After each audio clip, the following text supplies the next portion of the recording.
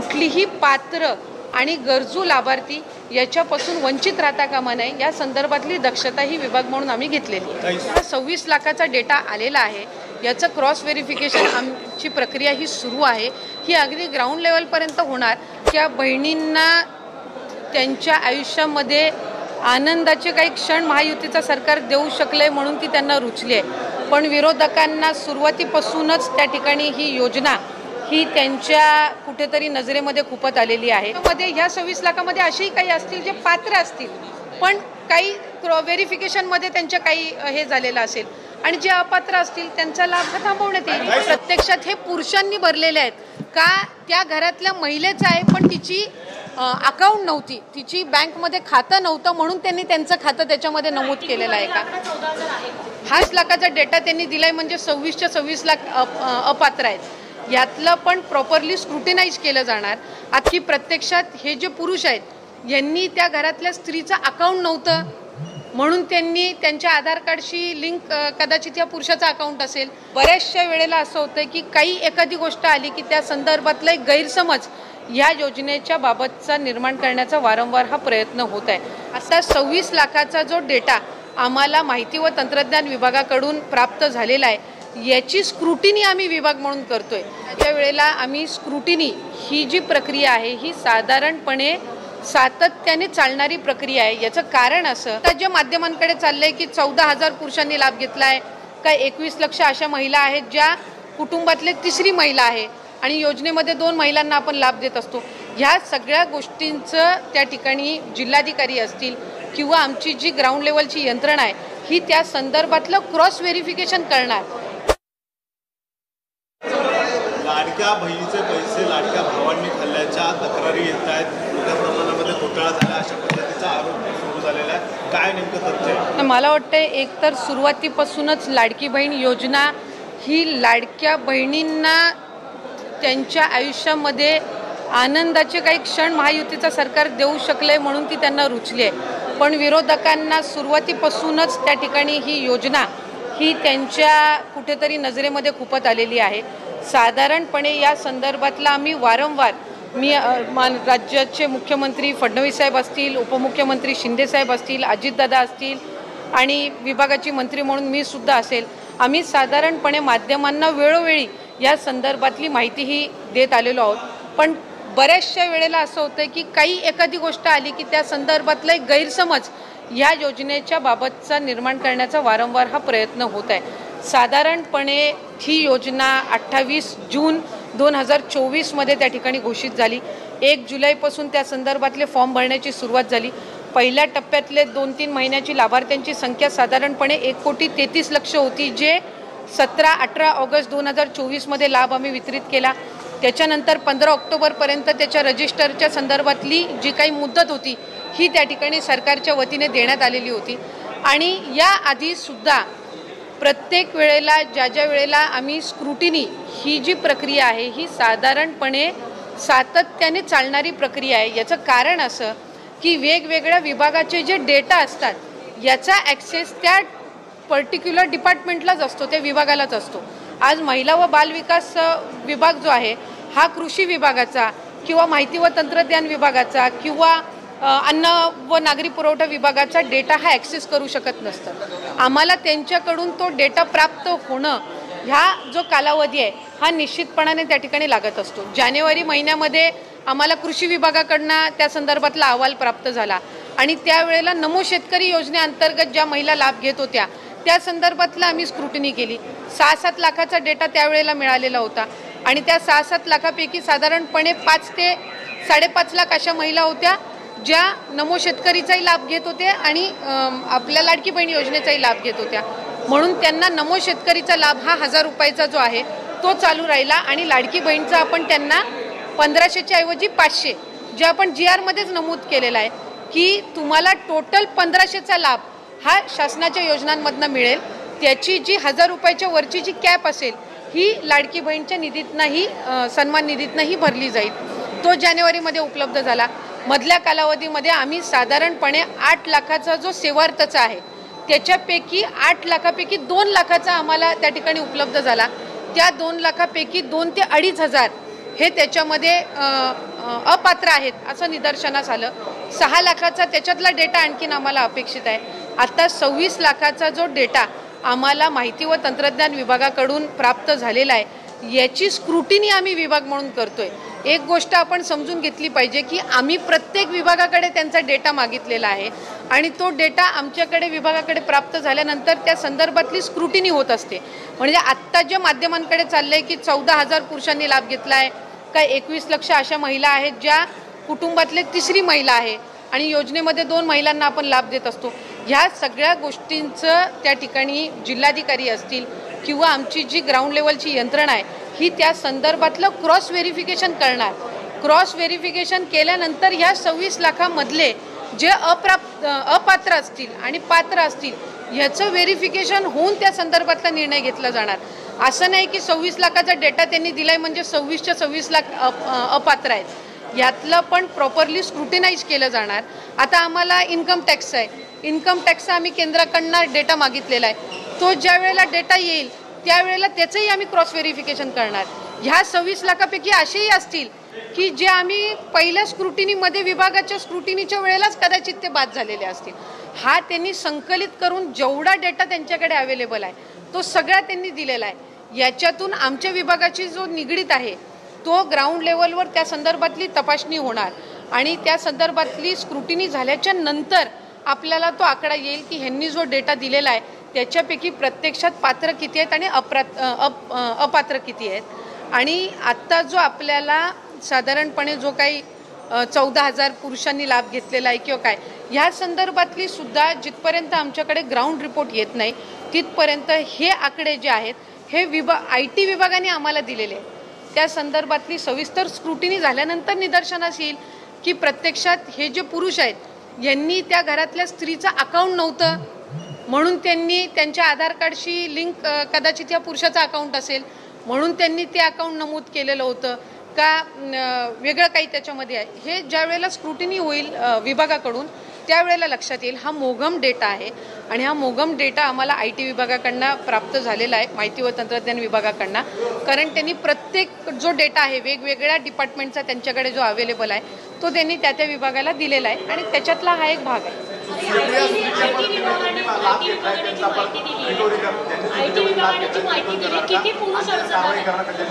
मी आपल्याला मगाशी नमूद केलं की साधारणपणे त्यांनी जी काही 14,000 14,500 दिलेला आहे हा मोघम डेटा आहे। याचं क्रॉस व्हेरिफिकेशन झाल्याशिवाय त्या कन्क्लुजनला आपण येऊ शकत नाही की प्रत्यक्षात हे पुरुषांनी भरलेले आहेत का त्या घरातल्या महिलेचं आहे पण तिची अकाउंट नव्हती, तिची बँकमध्ये खातं नव्हतं म्हणून त्यांनी त्यांचं खातं त्याच्यामध्ये नमूद केलेलं आहे का। हा साधारणपणे 14,000-14,500 जो काही त्यांनी दिलेला आहे ह्या संदर्भामध्ये आम्ही क्रॉस व्हेरिफिकेशन केल्याशिवाय त्या कन्क्लुजनला किंवा त्या तपशिलामध्ये मला किती 14,000 पुरुष नक्की पुरुषांनी लाभ घेतला आहे का त्या घरातल्या महिलेनी लाभ घेतलाय फक्त अकाउंट त्या पुरुषाचं दिलेलं होतं। या संदर्भातलं क्रॉस व्हेरिफिकेशन झाल्याशिवाय त्या कन्क्लुजनला आपण येणं हे निश्चितपणाने चुकीचं ठरेल। दुसरा जो आपण त्या संदर्भातलं विचारलं की समजा जे सरकारी नोकरी करत असतील किंवा कर्मचारी असतील यांनी जर त्या ठिकाणी लाभ घेतला असेल, गेल्या वेळेला सुद्धा जे सरकारी कर्मचारी आहेत ज्यांनी चुकून लाडकी बहीण योजनेचा फॉर्म भरलेला होता किंवा लाडकी बहीण योजनेचा फॉर्म भरल्यानंतर त्यांना सरकारी नोकरी लागलेली होती अशांचं आपण सरकारी जे चलन असतं त्या माध्यमातून स्टेटची जी ट्रेजरी आहे त्यांनी एक अकाउंट आम्हाला तयार करून दिलेला आहे आणि त्याच्यामध्ये ते जमा करून घेतलेले होते। आता अशाच पद्धतीचं सेवार्थाचा ज्याचा मी उल्लेख केला की 2 लाखापैकी साधारणपणे 2-2.5 हजार असे आहेत ज्यांनी त्याचा लाभ घेतलेला आहे, तर त्यांचं सुद्धा त्या पद्धतीनं रिकव्हरी केली जाणार। पुढं आणखीन 6 लाख आहेत सेवार्थाचं, यांच्या संदर्भातलं पण स्क्रुटिनी झाल्यानंतर त्यांच्यातले जे काही येतील तर त्या संदर्भातली रिकव्हरी होईल। कुठलंही अनियमितता ह्याच्यामध्ये राहता कामा नये, कुठल्याही चुकीच्या व्यक्तीला याच्यामध्ये लाभ जाता कामा नये, या संदर्भातली ही प्रोसिजर आहे। आणि मला आवर्जून माध्यमांच्या द्वारे त्या ठिकाणी राज्याच्या 13 कोटी जनतेला सांगायचं आहे, बहिणींना सुद्धा सांगायचं आहे की आम्ही याच्यामध्ये कुठलीही कमतरता न राहता कामा आणि प्रत्येक विभागाचा जसा जसा आमच्याकडे डेटा येईल, स्क्रुटिनी ही साधारणपणे रूटीन प्रोसिजर आहे आणि ती होत राहणार आहे। त्या संदर्भामध्ये असं नाही आहे की आता ही कंप्लीट 100% प्रोसिजर झाली. जसं मी म्हटलं की आता आम्हाला IT विभागाने डेटा दिला आहे. थोड्या दिवसांनी आमच्याकडे केंद्राचा इन्कम टॅक्सचा डेटा येईल, त्याच्यानंतर परिवहन विभागाचा काही डेटा येईल. तर जसं जसं त्यांचा डेटा येत राहील, अन्न व नागरी पुरवठाचा रेशन कार्डचा डेटा येईल, जसे प्राप्त होतील त्या संदर्भातली स्क्रुटिनी केली जाणार. आपण हे कन्क्लुजनला येऊन चालणार नाही की 26 लाखाचा डेटा दिलाय म्हणजे 26 लाखाचं चुकीच्या लाभार्थ्यांना पैसे गेलेले आहेत. ह्या 26 लाखाची सुद्धा स्क्रुटिनी करून याच्यातले बरेच असे असतील जे कदाचित आमच्या प्रायमरी स्क्रुटिनीमध्येच गेलेले असतील. हा एक चंक आहे डेटाचा त्यांनी दिलेला, आणि त्याच्यामध्ये ह्या 26 लाखामध्ये असेही काही असतील जे पात्र असतील पण काही व्हेरिफिकेशनमध्ये त्यांच्या काही हे झालेलं असेल, आणि जे अपात्र असतील त्यांचा लाभ थांबवण्यात येईल. लाडक्या बहिणींसाठी 14वा हप्ता, ऑगस्ट महिन्याचा हप्ता जो आहे 1500 रुपयाचा कधी मिळणार त्याबद्दलची मोठी अपडेट समोर आलेली आहे. बघू शकता कालच एक नवीन GR जो आहे तो प्रसिद्ध झालेला आहे. पहिला GR या ठिकाणी प्रसिद्ध झालेला आहे. या ठिकाणी पहा, मुख्यमंत्री माझी लाडकी बहीण योजनेसाठी 2025-26 या आर्थिक वर्षामध्ये निधी वितरित करण्याबद्दलचा हा 9 सप्टेंबर 2025चा सामाजिक न्याय व विशेष सहाय्य विभागाचा GR आलेला आहे महाराष्ट्र शासनाचा. ह्या GR मध्ये महत्त्वाचं काय तेवढंच तुम्हाला मी सांगतो, परंतु या ठिकाणी ऑगस्ट महिन्याच्या 14व्या हप्त्याबद्दल तुम्ही वाट पाहत असाल तर तुमच्यासाठी या ठिकाणी ही मोठी गुड न्यूज आहे. ह्याचे पैसे नेमके कधीपर्यंत वितरित होऊ शकतात आता त्याची देखील पुढे माहिती आपण बघणार आहोत. तर बघा, मुख्यमंत्री माझी लाडकी बहीण योजनेसाठी अनुसूचित जाती घटकांकरिता 2025-26 या आर्थिक वर्षामध्ये जे आहे या ठिकाणी निधी जो आहे तो तरतूद आहे. त्यामध्ये सामाजिक न्याय व विशेष सहाय्य विभागाने आता लाडकी बहीण योजनेसाठी निधी दिलेला आहे. वित्त विभागाच्या बघू शकता संदर्भाधीन 7/4/2025च्या परिपत्रकान्वये 2025-26 या आर्थिक वर्षाकरिता निधी वितरणाची जी कार्यप्रणाली ठरवून दिलेली आहे त्यानुसार बघू शकता वित्त विभागाने दिलेल्या मान्यतेनुसार मुख्यमंत्री माझी लाडकी बहीण या योजनेमधील पात्र महिलांना या ठिकाणी लाभार्थ्यांना ऑगस्ट 2025 या महिन्याचा आर्थिक लाभ अदा करण्यासाठी या लेखाशीर्षाखाली हे बघू शकता हा नंबर आहे, त्याखाली 344.3 कोटी इतका निधी प्रशासकीय विभाग प्रमुख म्हणून सचिव महिला व बालविकास विभाग यांना अर्थसंकल्पीय निधी वितरण प्रणालीवरती वितरित करण्यास शासनाने मान्यता प्रदान केलेली आहे. ती मान्यता प्रदान करण्यात येत आहे असं म्हटलं आहे. तर बघू शकता ऑगस्ट महिन्याचा निधी देण्यासाठी या ठिकाणी सामाजिक न्याय व विशेष सहाय्य विभागाने 344.30 कोटी एवढा निधी जो आहे या ठिकाणी दिलेला आहे लाडकी बहीण योजनेच्या ऑगस्ट महिन्याच्या हप्त्यासाठी. बघा, आता एका विभागाने हा निधी दिलेला आहे एका कॅटेगरीसाठी, अजून बरेचशा लाडक्या बहिणींसाठी या ठिकाणी हे पैसे जे आहेत कमी पडू शकतात. 344.30 कोटी एवढा निधी फक्त ऑगस्ट महिन्या 2025 या महिन्यासाठी दिलेला आहे. याच्यामध्ये पाहू शकता तुम्ही या ठिकाणी जी माहिती दिलेली आहे ती फक्त एका कॅटेगरीसाठी आहे. जसं की पहा, अनुसूचित जाती घटकांकरिता म्हणजे सामाजिक न्याय व विशेष सहाय्य विभागाने हा निधी 344.3 कोटी रुपये इतका निधी जो आहे या कॅटेगरीसाठी खर्च करावा असं सांगण्यात आलेलं आहे. तर बघा, अजून देखील GR येऊ शकतात, परंतु तुमचा 14वा म्हणजेच ऑगस्ट महिन्याचा हप्ता देण्यासाठी मात्र आता मार्ग मोकळा झालेला आहे. निधी यायला सुरुवात झालेली आहे, म्हणजेच तुमचा 14वा ऑगस्ट महिन्याचा हप्ता आता लवकरच जमा होऊ शकतो. त्यासाठी 344.30 कोटी रुपयाचा निधी जो आहे त्याची मान्यता दिलेली आहे, शासनाने मान्यता प्रदान केलेली आहे. आणि हा निधी जो आहे या ठिकाणी महिला आणि बालविकास विभाग सचिव जे आहे त्यांना वितरित देखील करण्यात आलेला आहे. म्हणजे लवकरच आता तुम्हाला ऑगस्ट महिन्याचा हप्ता जो आहे तो भेटू शकतो. त्यानंतर बघा, आता पुढे जी महत्त्वाची माहिती आली ती देखील आपण पाहूयात. बघा, नुकतेच नमो शेतकरी महासन्मान योजनेचा 7वा हप्ता देखील मुख्यमंत्री देवेंद्र फडणवीस यांच्या हस्ते जे आहे ते वितरित करण्यात आलेला आहे. आता लाडक्या बहिणींना त्यांचा ऑगस्ट महिन्याचा हप्ता कधी मिळणार याची आज तुम्हाला लागलेली असेल, तुम्ही याची प्रतीक्षा करून असाल तर त्यासाठी या ठिकाणी आज म्हणजेच काल बघा 9 सप्टेंबरला हा GR आलेला आहे. म्हणजे आता मार्ग मोकळा झालेला आहे. आता निधी जो आहे या ठिकाणी वाटप करण्यास सुरुवात होऊ शकते लवकरच. बघा, शेतकऱ्यांच्या बँक खात्यामध्ये एकूण 1892.61 कोटी रुपये निधी जो आहे शेतकऱ्यांच्या खात्यामध्ये देखील वर्ग करण्यात आलेला आहे. नमो शेतकरी महासन्मान निधी योजनेअंतर्गत नुकतेच नमो शेतकरी महासन्मान योजनेचा हा 7वा हप्ता जो आहे मुख्यमंत्री देवेंद्र फडणवीस यांच्या हस्ते वितरित करण्यात आलेला आहे. आता लाडक्या बहिणींना त्यांचा ऑगस्ट महिन्याचा हप्ता कधी भेटणार अशी तुम्हाला प्रतीक्षा लागलेली असेल, अशा तुमच्या मनामध्ये प्रश्न निर्माण झालेला असेल, तर मग नेमके कधीपर्यंत हे पैसे येऊ शकतात. बघा, आता मिळालेल्या माहितीनुसार गेल्या काही दिवसापासून ऑगस्ट महिन्याचा हप्ता जो आहे लाडक्या बहिणींना या ठिकाणी भेटलेला नाही, परंतु सप्टेंबरच्या पहिल्या आठवड्यात जमा होईल अशी शक्यता देखील वर्तवण्यात येत होती. मात्र पहिला आठवडा उलटला तरी देखील महिलांच्या खात्यामध्ये अजून हे पैसे जे आहेत ते जमा झालेले नव्हते. त्यामुळे महिलांमध्ये या ठिकाणी गोंधळाचं वातावरण निर्माण झालेलं होतं. परंतु याबाबत महिला आणि बालविकास मंत्र्यांनी देखील 2-3 दिवसापूर्वी या ठिकाणी ऑगस्ट महिन्याचा हप्ता लवकरच लाडक्या बहिणींच्या खात्यामध्ये जमा होईल असं सांगण्यात आलेलं होतं. त्यामुळे लाडक्या बहिणींना मोठा दिलासा देखील भेटलेला होता. आता बघा तुमचे 100% हे पैसे जमाच होणार होते. त्यानुसार पहिला GR देखील 344 कोटी रुपयांचा प्रसिद्ध देखील झालेला आहे आणि हे 344 कोटी रुपये देखील लाडकी बहीण योजनेसाठी निधी जो आहे महिला आणि बालविकास विभागाला देखील देण्यात आलेला आहे. त्यानुसार त्याचा GR देखील प्रसिद्ध झालेला आहे. त्या GRची लिंक तुम्हाला मी डिस्क्रिप्शन बॉक्समध्ये देतोय. तिथून देखील तुम्हाला तो GR जो आहे तो डाउनलोड करता येईल किंवा आपल्या टेलिग्राम चॅनलवरती देखील तो GR आहे. त्या टेलिग्राम चॅनलची लिंक देखील तुम्हाला डिस्क्रिप्शन बॉक्समध्ये दिलेली आहे. मग बघा आता 3000 रुपये एकत्र येणार का? बघा 3000 रुपये एकत्र येणार का त्याबद्दल कुठलीही अधिकृत घोषणा अजून झालेली नाही किंवा तसा GR देखील आलेला नाही. जो GR आलेला आहे फक्त आणि फक्त ऑगस्ट महिन्याचा हप्ता वितरित करण्यासाठीचा GR आलेला आहे. म्हणजे 3000 रुपये येऊ शकतात का? फक्त एक शक्यता आहे, मात्र त्याच्याबद्दल अजून देखील कुठलाही निधी जो आहे तो देण्यात आलेला नाही. बघा सरकारची लाडकी बहीण योजना यशस्वीरित्या सुरू ठेवण्याचा संकल्प आहे.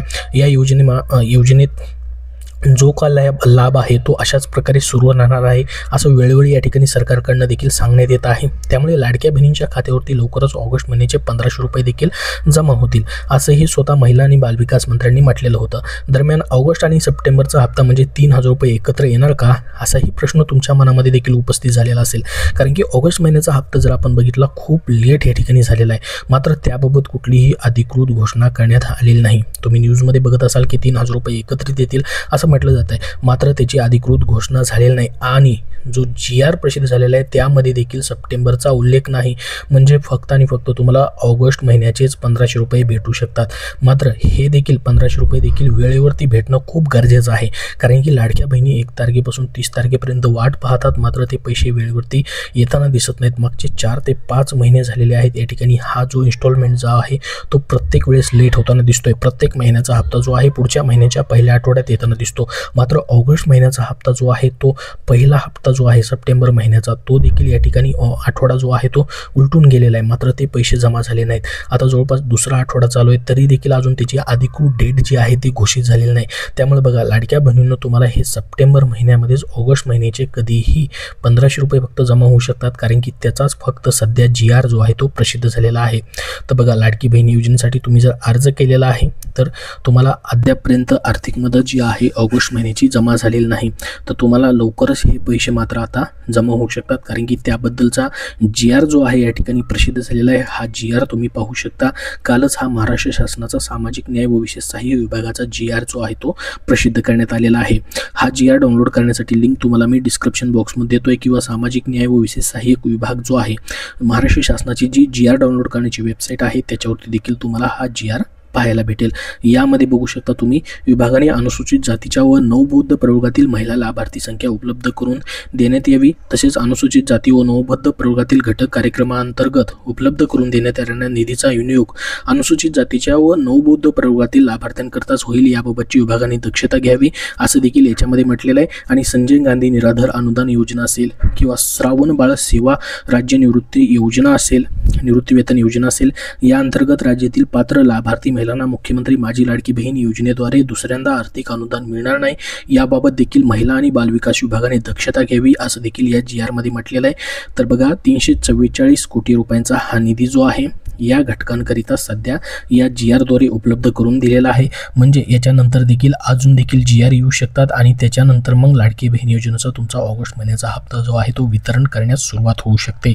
तर संपूर्ण महत्त्वाची अपडेट तुम्हाला दिलेली आहे या व्हिडिओमध्ये. अजून तुमचे याबद्दल काही प्रश्न असतील तर कमेंट बॉक्समध्ये नक्की विचारा. हा व्हिडिओ नक्की लाईक करा व पुढील सर्व अपडेट पाहण्यासाठी आपल्या चॅनलला सबस्क्राईब करून ठेवा व लाडक्या बहिणींपर्यंत हा व्हिडिओ जास्तीत जास्त शेअर करा जेणेकरून त्यांना महत्त्वाचे अपडेट भेटेल.